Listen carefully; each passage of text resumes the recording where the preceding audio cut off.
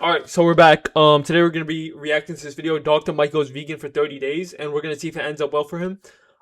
Just for some context, my channel is about building an aesthetic physique and the animal-based diet. So obviously, I'm gonna disagree with a lot of the stuff in this video. So yeah, let's just get to it, I guess.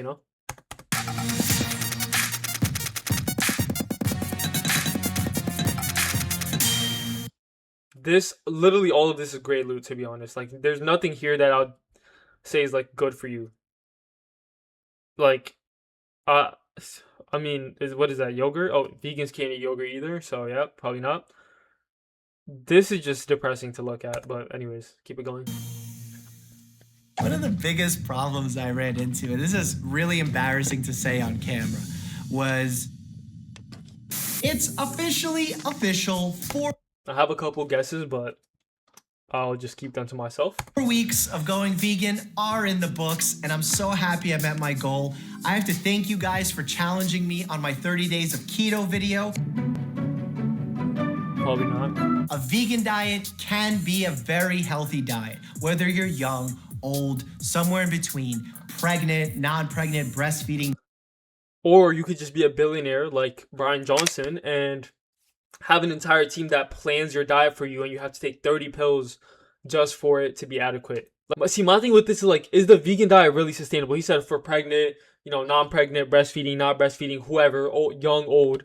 But it's like, unless you're Brian Johnson, you're not going to be watching out for every single micronutrient that you need to like look out for. And so you're going to be deficient in B12. Most people, like me myself, right? When I was 12 years old, I went on a vegan diet. I was like, yo, I'm going to be vegan after I watched this documentary called Game Changers on Netflix. And I thought it was so cool. And bro, I was feeling sick within like a month.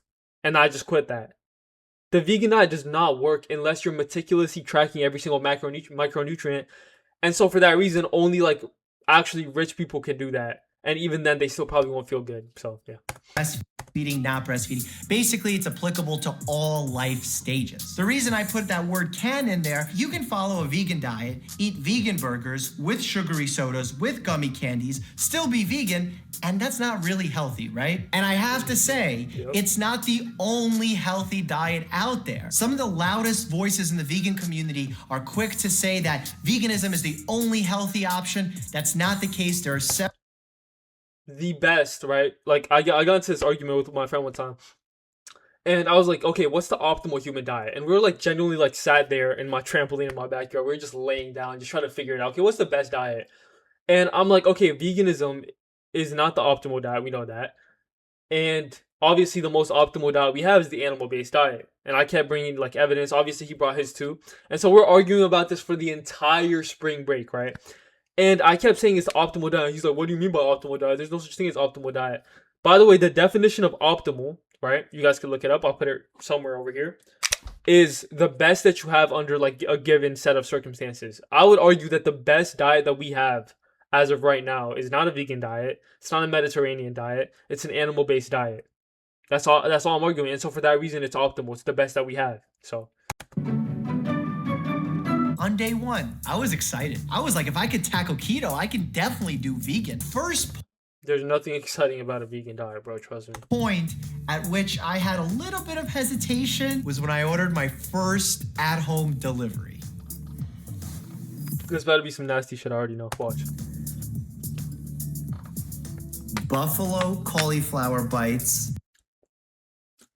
Okay. with some kind of Bro, what even is a buffalo cauliflower bite? Okay, so buffalo is an animal. So they take a cauliflower and they try to impersonate buffalo. real mayo. Okay. And this is a wrap with vegan cheese and unchicken. Unchicken. See how like the brain responds certain signals obviously when you eat food, right? Like okay, like the ratio of fat, how much fat you're getting in your diet, how much protein it is, however much carbs you're getting. Your taste buds can actually send signals to your brain that helps it recognize what you're actually fucking eating, right? And so my point being is that obviously these vegans want to replicate chicken and cheese and whatever buffalo cauliflower bites are to get that same signaling to your brain that you're eating animal based. And that challenge stands, by the way. Like if you guys can find me a single group of natural humans that chose to eat a vegan diet, great. I'll delete my channel tomorrow morning. Simple as that, right? And yeah, you can look at the Hadza tribe, you can look at the Inuit, you can look at North Sentinelese even. You can look at pretty much any group of uncontacted people and you'll see the same pattern. I was having second thoughts, and that's not like me. If I set a goal for myself, I'm gonna do everything in my power to meet that goal. But for some reason, when sticking to this vegan diet, I was concerned about so many things. The following week, I was leaving to MIT for the leadership conference. I was worried if they're gonna have vegan options available for me. I was then traveling to Miami for a few days. All these worries started bubbling in my head, and I was really wondering, can I stick to vegan this entire month? Why should I do vegan? Because it's more healthier for you, bro. You think so? Yeah. Why is it more healthy?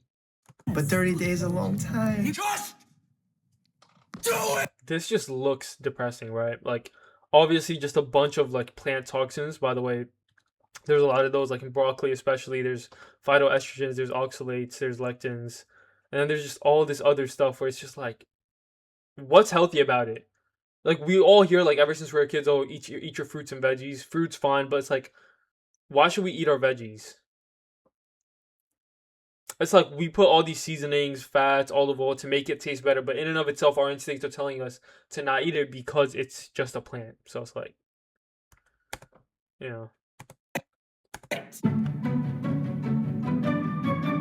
One of the first obstacles I ran into on the vegan diet was under eating calories. Now, I'm partially to blame here because I didn't prep well. And even at the opening of this video, I said the healthy way to follow a vegan diet is to adequately plan your meals.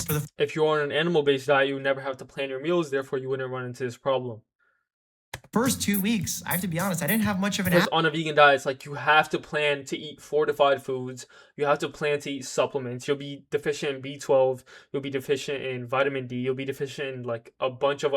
You'll be deficient in getting the right amino acids in the right quantities. Like one bite of a steak has all 9 essential amino acids in the proportions that you need them. Whereas you'll have a hard time getting all the amino acids that you need, everything that you need for your body to thrive on a vegan diet. I'm not a huge fan of just eating vegetables and rice and beans, so I didn't have tremendous portions. And because of that, I was calorie deficient. I actually noticed some weight loss. What helped me tremendously to make up this calorie deficit is eating some of these snacks that Thrive sent over. If I didn't have these snacks, I'd be under eating calories the majority of the time. Long days in the hospital, but I got my Simple Mills. These crackers get me through some rough days. One of the biggest problems I ran into, and this is really embarrassing to say on camera. The whole plane ride, I'm sitting next to a doctor.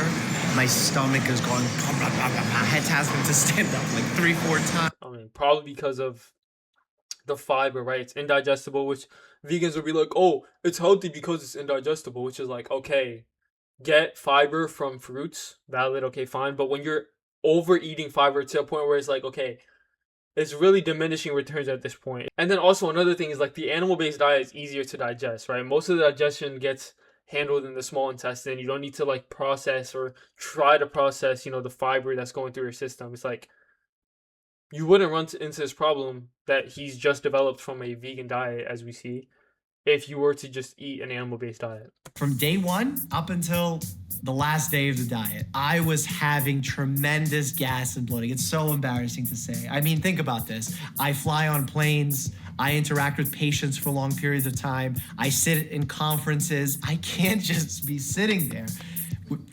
flatulent. I did try and isolate some ingredients to see which ones were causing this gas and bloating combination for me, but I couldn't find out what it was. I normally eat brown rice. I normally eat vegetables and fruits and beans. I expect them to go away after 4 weeks, but no, they stuck around. I would have to say that the vegan diet probably won't work for me long term.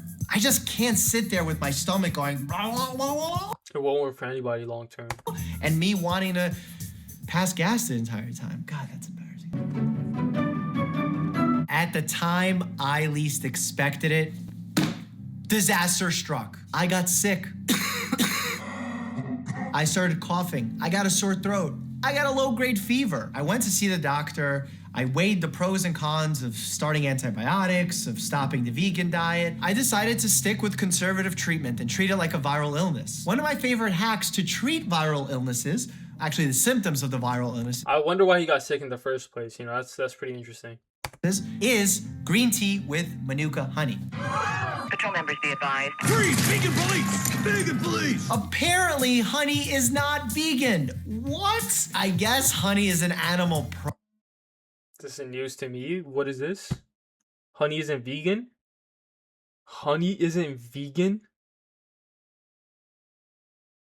I mean, it's like the bees make it. Regardless, it's not like we're taking the milk. It's yeah, vegans have a weird way of doing things, man. product, but man, I didn't force the Let's just skip to the end of this video. It's kind of getting boring. I didn't get weaker on vegan. I was lifting strong and I felt good. But what did suffer was getting to the gym. I really noticed a lack of willpower when I was following this restrictive diet. 4, when it comes A lack of willpower. Again, this is me speculating here, but a lot of the times that could be caused by lower testosterone, or you know, your body not being able to create the right signaling in the brain. So just speculation, but you know, just throwing that out there, you know. I lost 3 pounds. I dropped from 203 to 200 pounds, so there was some weight loss, probably from under eating calories. But despite losing weight, I didn't feel as lean. I mean, Okay, bro, I'm not gonna lie, it's kind of getting boring. All right, y'all, so that's pretty much the end of this video. Obviously, the vegan diet didn't go well for Dr. Mike here. Yeah, that's pretty much it. Peace.